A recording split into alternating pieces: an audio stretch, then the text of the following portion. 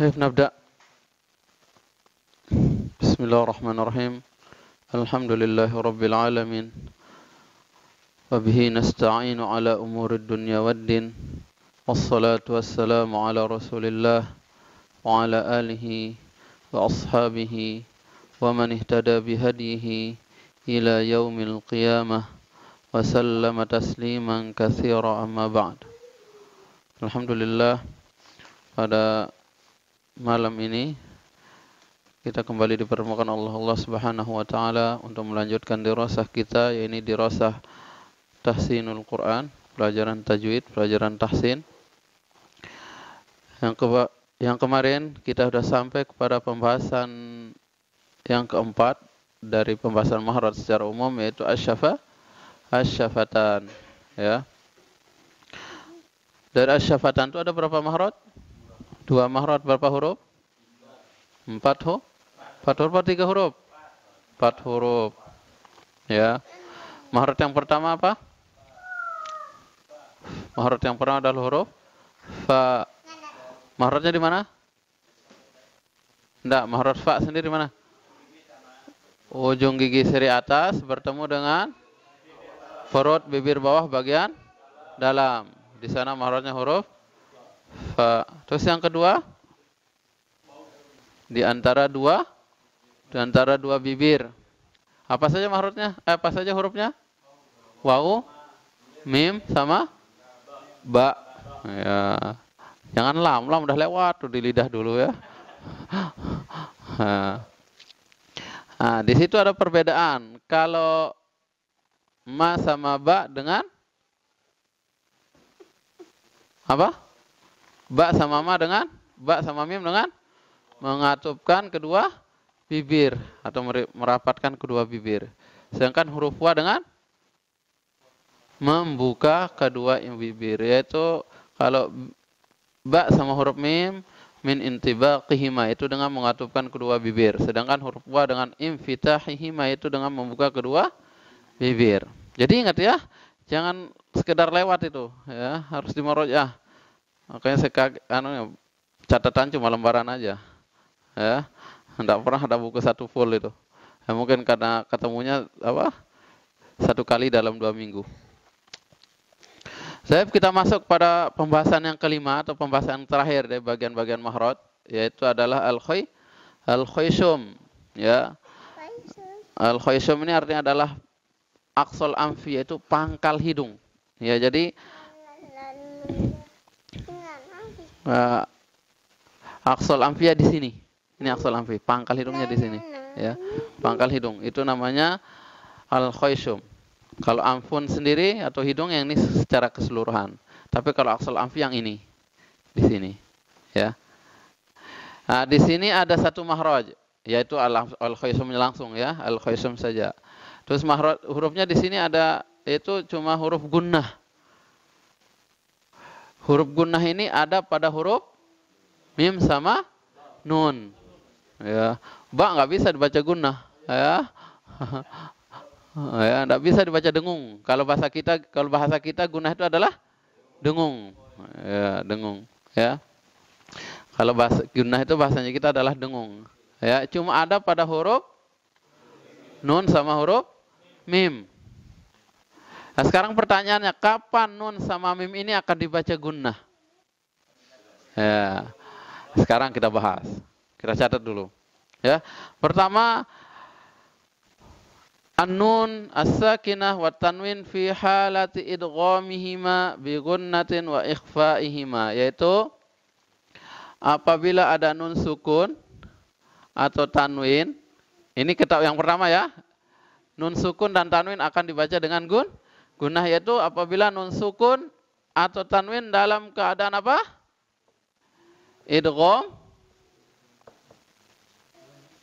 Idgham bigunnah, ya. Dan dalam keadaan apa? Ikhfa. Nah, ini keadaan pertama.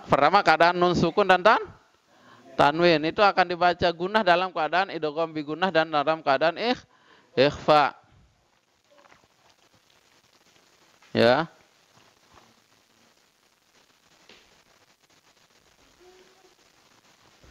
Yang kedua adalah dalam keadaan nun atau mim bertasdid. Ini akan dibaca gunnah. Ya. Atau mim bertemu dengan mim. Ya, mim ketemu dengan mim bisa juga itu. Ya. 3. Mim bertemu dengan huruf mim. Ini ya, mim sukun ketemu dengan huruf mim. Apa namanya nih? Idgham mim atau idgham mislain bisa ya. Kalau kita sebut idgham mimi itu secara khususnya. Kalau kita sebut dengan idgham mislain itu secara apa namanya? Secara umum. Karena nanti ada huruf-huruf lain yang dibaca apa namanya? Huruf bertemu huruf dia akan dibaca dengan idgham mislain. Misalnya atau disebut dengan idgham mutamasilain. Mutamasilain dua huruf yang sejenis. Misal tak ketemu tak itu bisa dibaca idgham, tapi ini dalam keadaan gunahnya aja kita sebut ya. Ini secara khusus idgham mimi atau idgham mislain. Yang berikutnya adalah yang keempat yaitu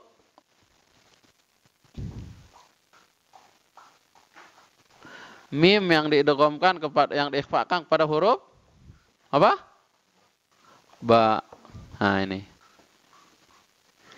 Inilah keadaan nun dan mim apa ketika akan dibaca gunnah. Bisa dipahami? Nah, jadi sekali lagi bagian yang kelima dari bagian makhraj itu adalah al-khaysum. Al-khaysum artinya al-khaysum adalah pangkal hidung. Ingat aqsa nih, pangkal hidung. Pangkal hidung. Ya. Di sini ada satu makhraj. Ada satu makhraj, terus huruf yang keluar adalah huruf gunnah. Satu hurufnya satu huruf yaitu huruf gunnah. Gunnah ada pada huruf nun sama mim. Nah. Dan kapan gunnah ini akan ada atau akan keluar pada huruf nun sama mim? Yaitu pertama ketika nun sukun atau tanwin dalam keadaan idgham bi gunnah, dalam keadaan ikhfa. Maka wajib di sini nun sukun atau tanwin akan dibaca gunnah.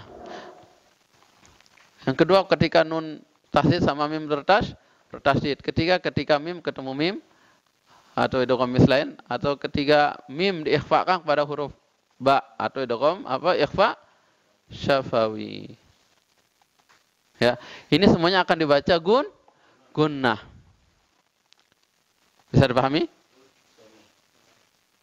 Inilah keadaan-keadaan nun dan mim ketika akan dibaca gunnah dalam 4 keadaan ini. Mungkin ada pertanyaan. Loh Ustaz, situ enggak disebutkan nun sukun ketemu nun sukun betul ketika bertemu dengan huruf ba dalam keadaan iqlab. Ya. Nanti dia akan masuk ke sini. Ya. Nanti kita bahas dia dalam dalam bab ahkam. Masih panjang tapi belum sampai situ. Tapi ini kita singgung sedikit karena yang masuk ini adalah makhraj. Bisa dipahami?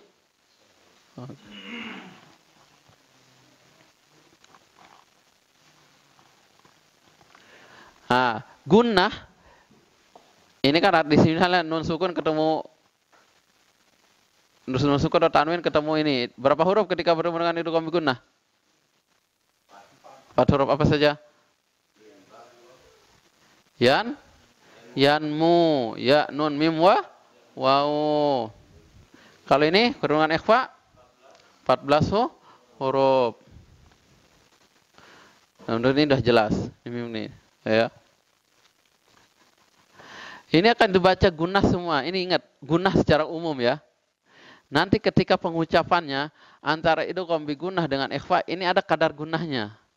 Mana gunnah yang paling jelas, mana gunnah yang kurang. Ya, mana jelas, ini kurang jelas, atau ini lebih kuat. Ini gunnahnya kurang, ini kurang. Ada nanti kalau kita bilang takaran gunnahnya ada masing-masing. Mana misalnya kalau ikhfa ini akan lebih kuat idgham bi gunnah atau dengan ini daripada ikhfa, misalnya seperti itu. Nah, jadi gunah di situ penyebutan secara umum, tapi nanti setiap hukum itu ada takaran atau mikdarnya dalam pengucapannya atau pelafalannya. Ada, ya. Misalnya gunah yang paling kecil adalah ketika dia izhar, atau ada mengatakan ketika huruf itu berharokat, yaitu ketika nun sama mim ini berharokat. Disitulah apa namanya keadaan huruf itu dalam keadaan gunah yang paling lemah. Bisa dipahami? Nah. Ada misal kita baca man, aman, itu kan ada gunahnya, jelas dia. Itu namanya gunah itu. Tapi tidak dimasukkan kepada huruf yang setelah. Gunah itu artinya apa? Mengeluarkan izhar itu mengeluarkan huruf dari mahrotnya masing-masing tanpa disertai dengan gunah. Tapi di situ nun sukun itu ada gunahnya, tapi tidak kita campur dengan apa namanya huruf setelahnya. Kenapa? Karena pengertian izhar sendiri adalah mengeluarkan mahrot setiap huruf dari mahrotnya masing-masing, tidak dicampur. Misalnya nun sukun ketemu dengan hamzah, misalnya man, amana. Man, ya tetap man, itu gunah dari pangkal hidung. Iya, man, amana. Ya. Yang di sini dimaksud gunah di sini adalah yang dibaca dua harokat. Ya. Tapi kalau izhar kan tidak digolongkan ke sini dia. Dia dibaca dengan jelas. Dan tidak dipanjangkan dua harokat. Bisa dipahami?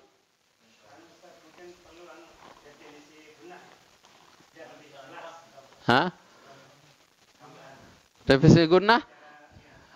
Oh, ini sebenarnya belum masuk pada pembahasannya ini. Ya, belum masuk pada pembahasan gunah. Di gunah sendiri itu adalah suara yang keluar dari pangkal hidung. Yaitu kan? Suara yang keluar dari pangkal hidung. Ya. Hah?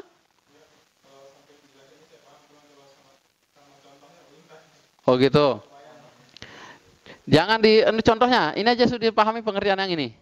Ini aja dulu pengertian yang ini. Bahasanya mahrot yang kelima, bagian yang kelima adalah khoisyum. Khoisyum artinya adalah pangkal hidung. Di sini ada satu mahrot dan satu huruf, yaitu hurufnya huruf gunnah. Dan gunnah ini ada pada berapa huruf? Dua, yaitu nun sama mim. Dan kapan gunnah pada nun dan mimnya akan ada? Yaitu dalam keadaan yang ini.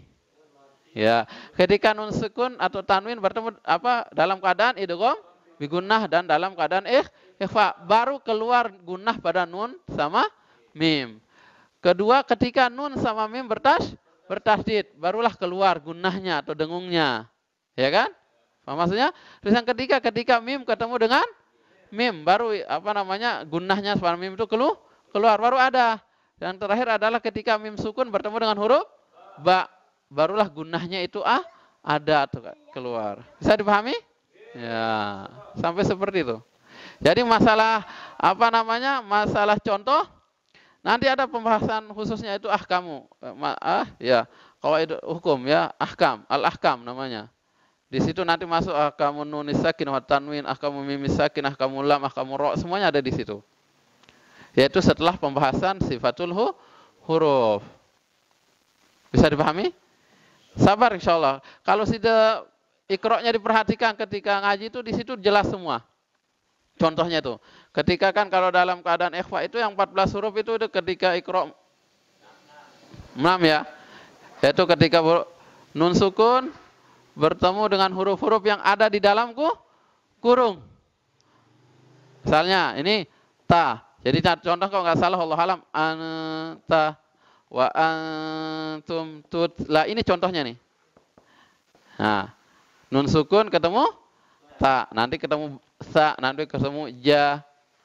Ya, semuanya ada di situ. Ya. Nanti klapnya di situ ketika nun sukun atau tanwin ketemu dengan huruf ba. Yang ini ketika mim ketemu mim ada. Ini ketika mim ketemu dengan huruf ba, nanti ada di situ, diperhatikan. Ya.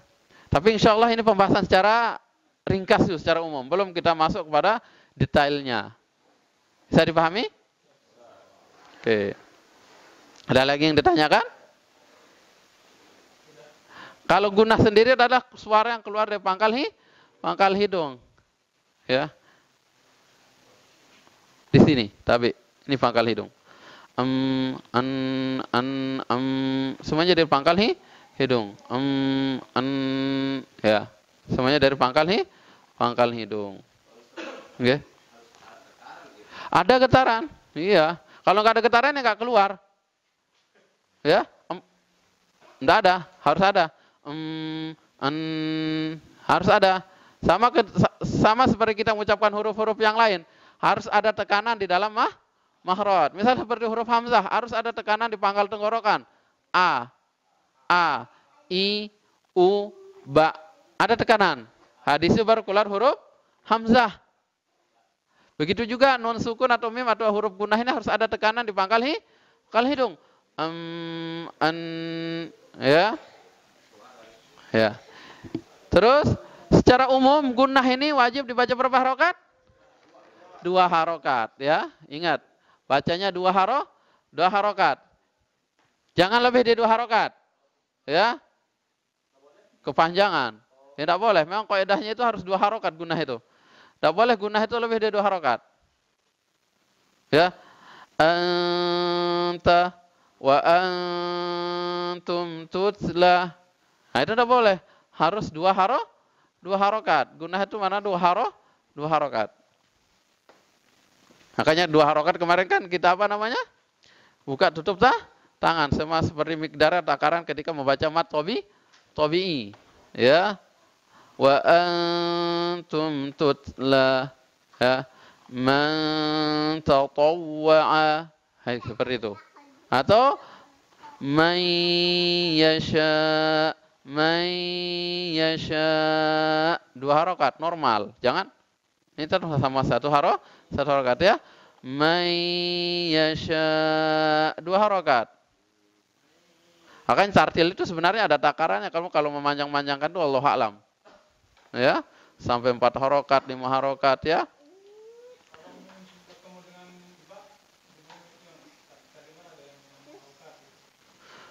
Mim ketemu ba, yang ini ikhfa syafawi ini. Ini wajib 2 harokat ini, harus 2 harokat dia. Karena ya yang 4 harokat lalu karena gunnah itu enggak ada. Ya, kecuali mat. Mat ya, tanda panjang itu baru dia boleh 4, 5 atau 6. Ya, enggak ada gunnah itu dalam apa namanya? 4 sampai 4 harokat. Misal ada yang salah ketika mengucapkan ini, misalnya pada surat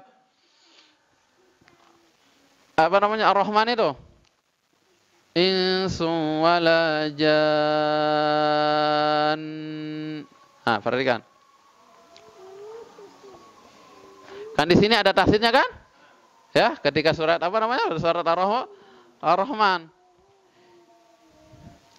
Panjang. Jan 2 harokat. Ya.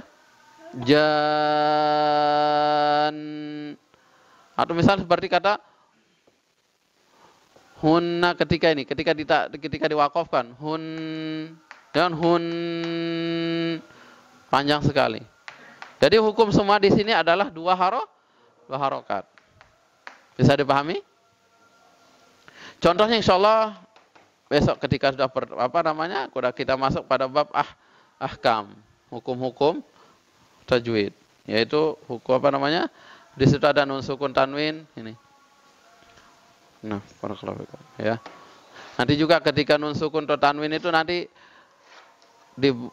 dijelaskan perbedaan antara nun sukun dan tanwin, apa perbedaannya nanti. Tapi di situ nanti masuknya pada pembahasan babul ahkam, yaitu apa namanya? Bagian yang ketiga dari bagian-bagian arkanut tajwid. Ya.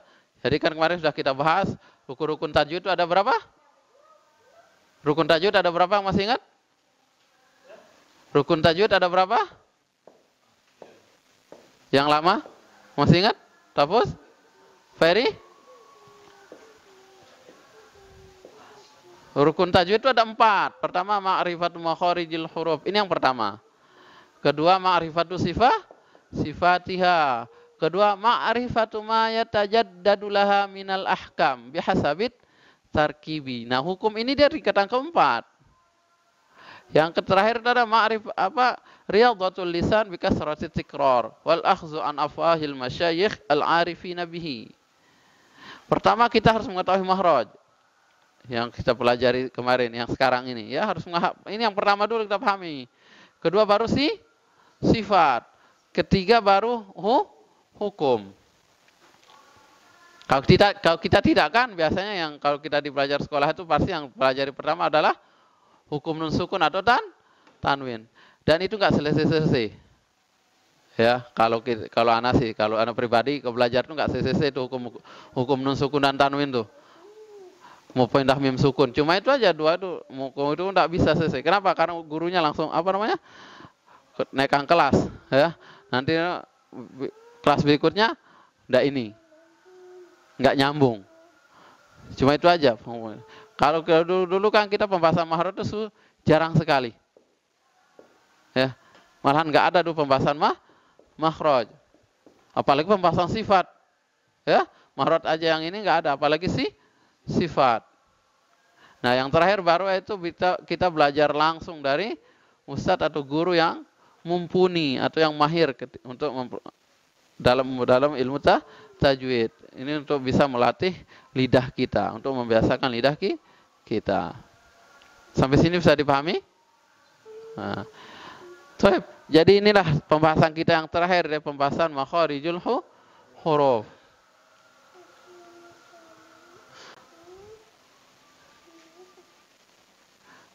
Ya, jadi ini pembahasan terakhir kita dari pembahasan makharijul huruf. Jadi semuanya harus dipahami, harus harus diulang-ulang, harus dimarojah. Makanya saya tanya nih, diam semua ini, ya. Catatan yang dulu nggak pernah keluar ini kayaknya. Taruh dalam tas semua, ya. Nah, saya lihat rata-rata catatan cuma 1 halaman. Nah, besok kalau udah pelajaran berikutnya pindah ke halaman berikutnya. Yang kemarin hilang, ya. Itu semua. Mungkin kalau yang baru-baru nanti kita sentil-sentil sedikit pelajaran makhraj, ya. Mungkin ketinggalan jauh di situ. Nanti kita ulang-ulang sedikit. Dan muaranya ketika kita belajar hukum sifat, itu muaranya pasti nanti ke makhraj. Ya, ujung-ujungnya pasti makhraj. Ketika belajar sifat ini makhrajnya di mana? Ini. Maka huruf ini sifatnya seperti ini. Cara mengucapkannya seperti ini. Begitu terus. Ya, makanya tetap ulang pelajaran makhraj itu. Karena makhraj itu paling penting. Seperti kita bilang pada pertemuan pertama, makhraj itu berkaitan dengan makna. Kalau salah seorang ketika mengucapkan huruf, maka salah dia maknanya. Misal seperti bilang kita pelajaran kemarin, qul a'udzu. Di sana pakai huruf qaf. Qaf itu sama kaf itu beda sedikit makhrajnya. Kalau qaf pangkal lidah paling dalam. Kalau kaf ujung pangkal lidah agak keluar sedikit ke arah mulut.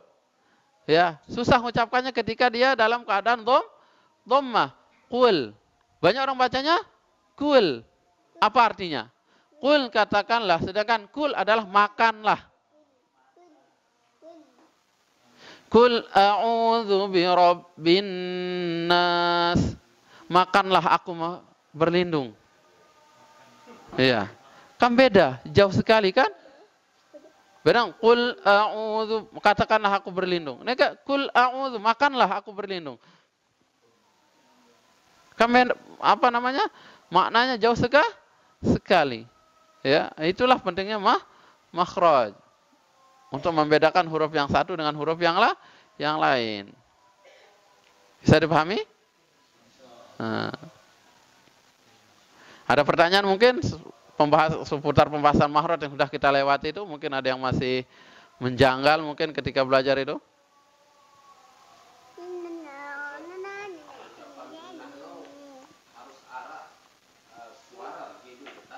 Harus ada.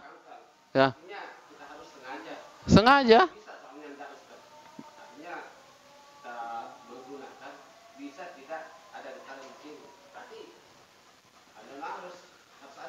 Harus ada. Harus ada sebabnya kan gunah itu kan kalau tidak ada ini tidak ada gunah berarti kan? Hah.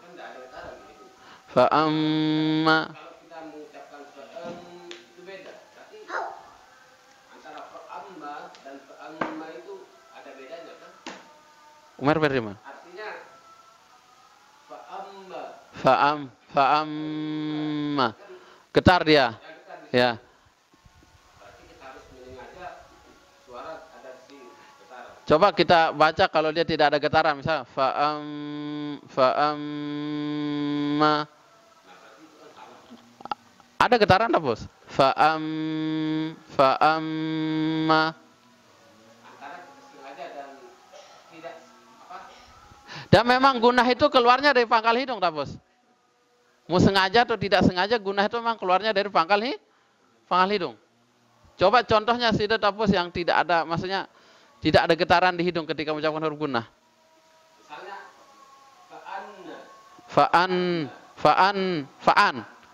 fa'anna, hunna. Itu kan ada getarannya tak bos. Kalau sudah tahan 2 harokat, itu ada gunahnya. Hunna libasul lakum wa antum adanya karena kita tahu sifatnya. Hah? Afwan. Karena kita tahu sifatnya itu harus ada getaran. Ya. Kita mengucapkan itu seakan-akan sengaja mengucapkan supaya ada getaran. Iya memang ya harus sengaja. Artinya karena kita tahu sifatnya. Iya. Kan banyak orang tidak tahu gimana sebenarnya al-khisun tersebut. Guna itu. Gimana sebenarnya ucapannya. Hanya sekedar menekan. Tapi tidak tahu maksudnya gitu. Ya, tidak menyengaja adanya guna sini ya. Karena dulu apa Ustaz? Nggih. Harus ada getaran, harus ada sengaja disengaja kan. Iya. Megang asal harus disengaja Ustaz. Kalau dia dalam keadaan gunah misalnya seperti ini, misalnya kita baca nun tahsy tafus ya, sengaja ataupun tidak sengaja memang gunah itu harus keluar dari pangkal hidung. Otomatis keluar. Misalnya kita baca ini ya. Pada surah Al-Baqarah tuh, hunna libasul lakum wa antum libasul lahun. Tanpa disengaja juga, mau disengaja ataupun tidak disengaja memang otomatis ya keluarnya dari pangkal hidung. Sama seperti ini, kita mengucapkan huruf A, contoh yang paling mudah. A, sengaja tidak sengaja pasti keluarnya dari pangkal tenggorokan. Ain. Tidak misalnya mau mengucapkan huruf apa yang berkaitan dengan huruf ain, sengaja ataupun tidak sengaja, kalau dia sudah mengeluarkan huruf dari pangkal tengah tenggorokan ini, pasti yang keluar ada huruf ain. Misalnya, kita pengen ucap huruf ain. Saya mau sengaja apa enggak sengaja? Ya pasti keluarnya dari pangkal dari tengah tenggorokan. Ya, otomatis dia akan keluar di situ. Memang kalau dari keluar di situ nggak bisa. Itu kalau makhraj. Ya, otomatis dia akan keluar sendiri dari situ. Sekarang kalau dia tidak sengaja, misal kita baca hunna, kita tidak sengaja baca. Gimana? Tidak bisa keluar, berarti harus keluar di pangkal hidung. Tidak jadi guna. Iya. Jadi harus sengaja ataupun dia tersengaja, otomatis dia akan keluar di pangkal hidung. Kenapa? Karena memang mahrotnya di situ. Sama seperti huruf-huruf yang lain, kalau pembahasan mahrot. Misalnya seperti huruf to, pangkal ujung lidah bersentuhan dengan gusi gigi seri atas yang paling atas yang berdekatan dengan langit yang hampir berdekatan dengan langit-langit atas. Sekarang misalnya kita baca at-tolak tanpa sengaja, at-tolak berarti keluarnya langsung dari situ otomatis karena dia huruf to. Begitu juga kita ketika mengucapkan huruf gunnah, hunna berarti langsung keluar di pangkal hidung otomatis. Paham tak bos? Masih bingung?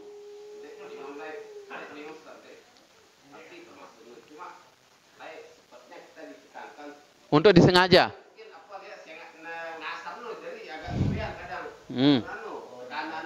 Okay.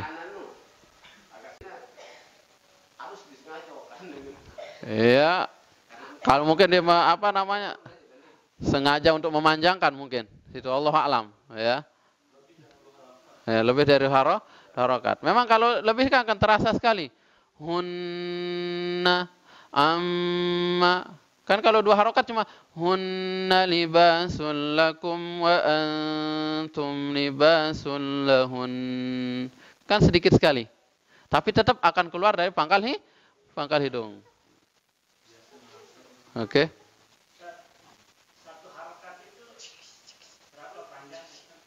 Satu harokat. Ya, sama satu ketukan. Normal dia, misalnya kita ke sini, Pak. Misalnya ya, kita baca satu harokat ya Pak, yang berkaitan dengan mat, ya. Ini kalau yang satu harokat ya, misal seperti ini. Bismillahirrahmanirrahim. Itu satu harokat, itu satu ketukan. Bismillahirrahmanirrahim. Nah ini kalau kita kan udah biasa ma itu udah harokat. Jadi untuk membacanya satu harokat itu susah. Ya. Kita baca dua harokat. Bismillahirrahmanirrahim. Dua ketukan. Ini biasanya kalau orang agak susah untuk ketukan. Tapi biasanya untuk dua harokat ini buka tutup tangan itu. Bismillahirrahmanirrahim. Buka itu satu kali, satu harokat. Tambah lagi, dua harokat. Tapi ingat, dengan normal. Jangan terlalu lama, jangan terlalu cepat. Dalam keadaan normal. Tetap dia satu ketukan maksudnya sama. Jadi, ya hak semua huruf. Jadi, gini Pak, secara mudahnya, hak setiap huruf itu ketika dibaca adalah satu harokat. Paham Pak maksud saya? Jadi hak setiap huruf itu adalah satu harokat. Maksudnya satu harokat di situ jelas mahrotnya, jelas sifatnya. Karena banyak orang baca itu huruf itu terlalu cepat. Dia tidak sempurna satu harokat, juga tidak sempurna mahrot ataupun sifatnya. Ya. Bismillahirrahmanirrahim. Nirrahim. Itu kan gak sempurna. Harus nirrahim. Harus jelas mahrotnya itu di mana. Harus jelas sifatnya di mana. Harokatnya juga harus jelas. Jadi hak setiap huruf itu adalah satu harokat dibaca dengan jelas. Bisa dipahami? Ada lagi pertanyaan berkaitan dengan masalah sifat ini? Afwan, masalah dengan mahrot. Karena besok insya Allah pertemuan 2 kali berikutnya kita akan masuk pada pembahasan sifat. Anda harus lebih paham lagi tentang sifat. Ada lagi pertanyaan? Malik, ada pertanyaan? Kameramen?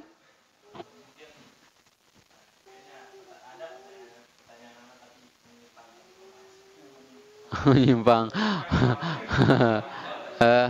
Misalnya?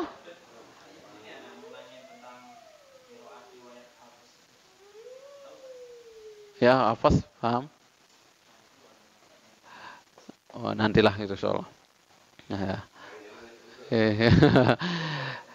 Kalau pembahasan mahrot, afwan, qiraah ya. Belum kita sampai kepada situ. Ini aja yang dasar dulu kita perbaiki. Karena itu nanti yang maksudnya qiraah itu nanti ada jalur-jalurnya. Misalnya qiraah hafaz an Tayyibatun Nasr ada dari jalan Syatibiyah ada. Itu kan susah nanti. Kalau kita langsung masuk ke sana, ini nggak paham-paham ini. Yang penting sekarang karena kita masih pemula, masih dasar, kita paham yang dasar dulu. Ya, nggak usah paham yang yang tinggi dulu.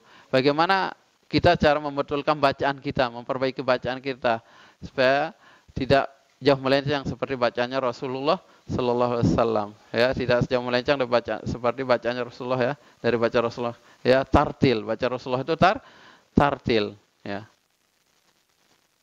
tartil itu bacaan yang ringan, jelas, ya, terus dia harus di sana juga harus memahami kaidah-kaidahnya, ya, maksudnya memahami makna-makna yang terkandung dalam Al-Quran.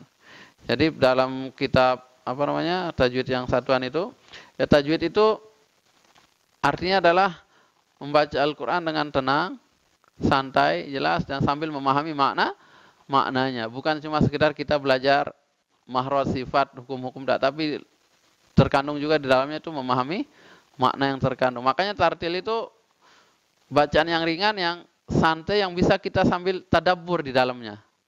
Ya. Kalau bacaannya bagus kan orang enak dengarnya. Untuk bacaan hurufnya bagus, sifat-sifatnya bagus, hukum-hukumnya bagus, enak didengar dan mudah kita nikmati, mudah kita tadabbur. Beda dengan bacaan yang kebut atau gimana gitu, Allah alam, ini kan susah kita dengarnya. Ya, satu napas. Saya barakallahu fikum, ada pertanyaan lagi? Ovi, ada pertanyaan? Lelah gati, Ron. Hah?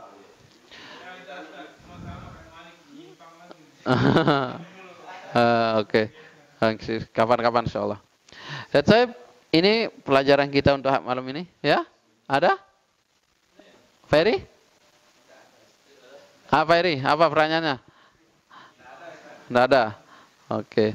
Insyaallah minggu depan kita tahsin qiraah ya. Afwan, minggu depannya lagi. Udah minggu lagi. Insyaallah bawa Quran semua. Ini karena kita afwan, kita belajar mahrotnya lancar terus tapi praktiknya kurang. Ya mungkin keseharian udah praktik tapi yang lebih ini lagi untuk memperbagus bacaan kita. Kita masuk pada surat Al-Falaq besok insyaallah nggih. Ya, kemarin surat An-Nas ya. Kemarin siapa yang pernah baca surat An-Nas itu? Siapa yang kemarin baca surat An-Nas? Sempat baca? Semuanya dapat ya? Enggak, waktu satu-satu itu. Disuruh sebagian ya. Ya, besok kalau udah baca surat An-Nas yang enggak bisa dapat lagi, kita pindah ke teman-teman yang lain yang belum baca. Ya. Ya, nanti kan sesuaikan kemarin kalau enggak salah sesuai dengan hafalannya ya. Banyaknya hafalan dari siapa kemarin tuh. Besok turun. Semuanya akan dapat insyaallah. Ya. Saya barakallahu fikum. Ada pertanyaan lagi? Saya barakallahu fikum, kalau enggak ada pertanyaan, kita cukupkan sampai sini. Wallahu taala alam bisawab. Sallallahu ala nabiyina Muhammad wa ala alihi washabbihi jama'in. Aktafi bi qiraah. Subhanakallahumma wa bihamdika asyhadu an la ilaha illa anta astaghfiruka wa atubu ilaik. Assalamualaikum warahmatullahi wabarakatuh.